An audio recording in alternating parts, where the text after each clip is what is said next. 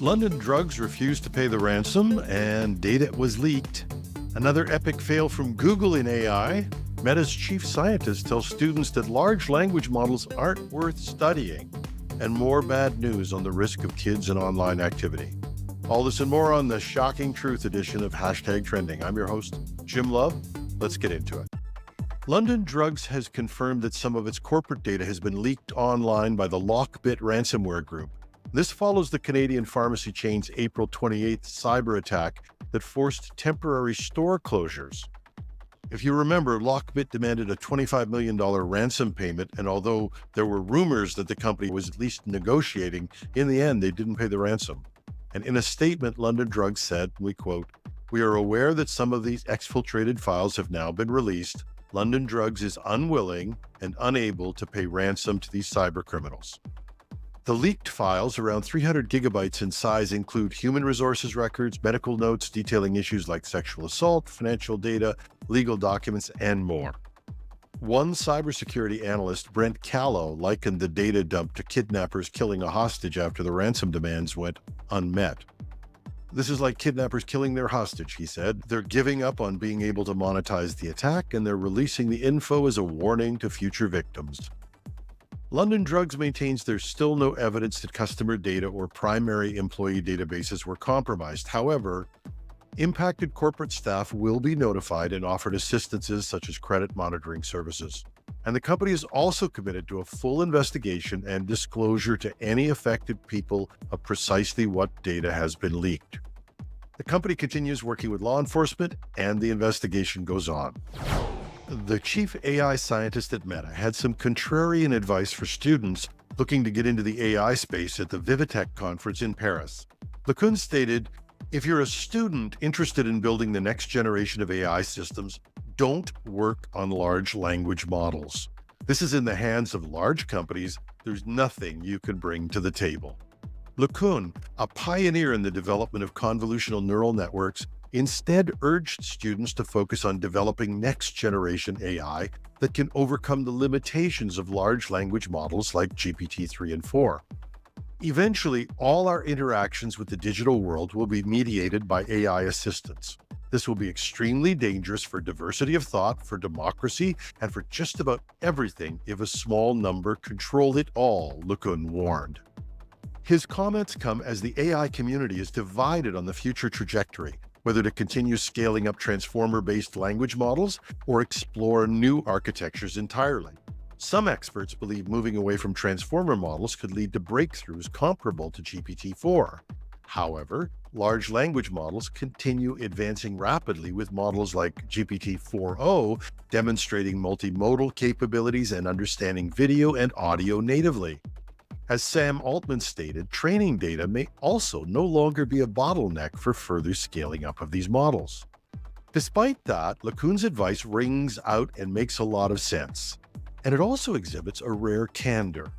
The large companies may very well have a virtual monopoly on these models, and that should not only serve as a warning to students looking forward to future avenues, it should be a warning to us all. Google's AI Overviews, a new experimental AI search feature, has led to yet another publicity nightmare for the company when it provided inaccurate and nonsensical responses to some queries.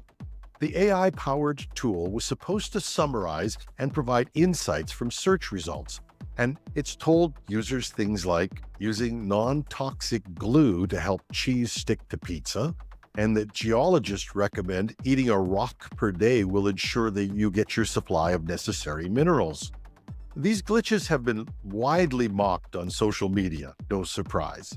In one example, a reporter searching if gasoline could cook spaghetti faster was told it could be used to make a spicy spaghetti dish, and was given a recipe. These answers, by the way, come from largely satirical sites like The Onion or old posts in sites like Reddit. A Google spokesperson acknowledged that these were isolated examples and aren't representative of most people's experiences, stating the vast majority of AI overviews provide high-quality information. However, the company said it has taken action where violations occurred to refine its systems. The struggles highlight the challenges of deploying AI search capabilities that need to handle any query accurately. As Pedro Domingos, a professor of computer science, stated, "We don't know how many searches it got right because they're less funny to share on social media. But AI search clearly needs to be able to handle anything thrown at it." It's easy to collect some errors and amplify them. I get that. And no doubt, like earlier AI failures, there's a small army of people trying to get nonsensical or humorous answers to a question. But in fairness, if you ask these same questions of Perplexity AI, a Google search rival, you would indeed get accurate answers. Humans shouldn't eat rocks. You leave your cheese out at room temperature if you have problems with it not sticking to the pizza. The ability to distinguish between satire or humor and factual posts should have been something that Google's design team should have at least considered. And the problem is not that Google has failures. It just always seems to fail on simple things that should be easily caught. And I'm not sure they've had a major launch without an epic backlash. Part of this might be how they set themselves up. We're Google, here's our big deal.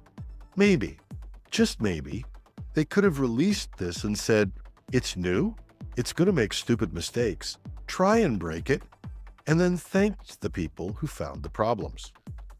Just saying.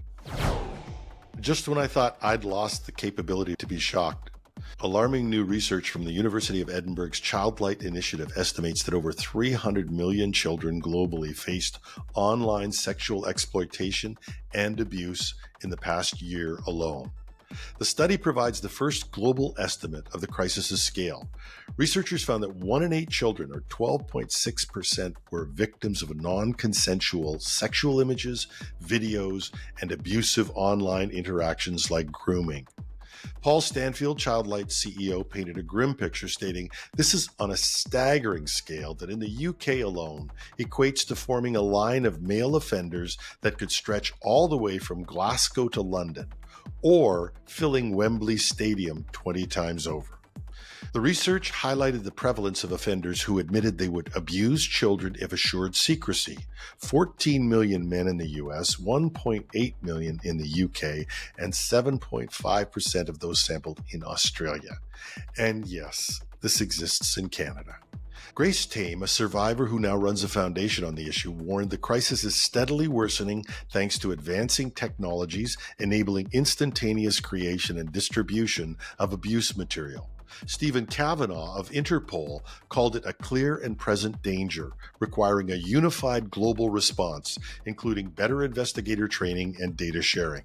Scottish Minister Natalie Dawn stated, "Keeping children and young people safe from sexual abuse and exploitation is of the utmost importance. These are global problems which require global solutions." Now, there's no perfect solution to this, but there's 2 talks you need to have. One is with your elected representative, letting them know we have to do something about this. And the second, of course, is with your kids, to tell them there's nothing that can happen to them that they can't tell you, and that all you'll do is help and understand them. Will it always work? I don't know. And that's our show for today. We love your comments. Reach me at editorial@technewsday.ca. Show notes are at technewsday.ca or .com. Take your pick. I'm your host, Jim Love. Have a terrific Tuesday.